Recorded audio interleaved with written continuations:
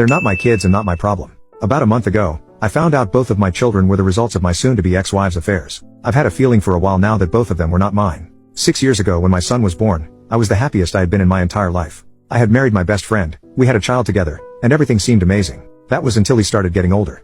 After a few years, I started to have doubts that he was actually mine. He did not look like my child. The more he started to grow, the more I realized just how different he looked compared to what I would expect a child of mine to look like. I am not petty or paranoid enough to let that alone drive me. It was my whore of a wife that really set my alarms off. Whenever she went out, she never went where she said she did. She would have huge holes in her schedule she could never explain to me. She would refuse to allow me to interact with anyone from her workplace, and a close friend of hers accused her of flirting with her SO at the time. It did not help that soon after our son was born, her lies started to catch up with her. Still, though, I loved her like the fool I was. She told me up and down how much she loved me whenever one of her lies caught up with her. She had convinced me that despite the fact she was a lying and manipulative woman, that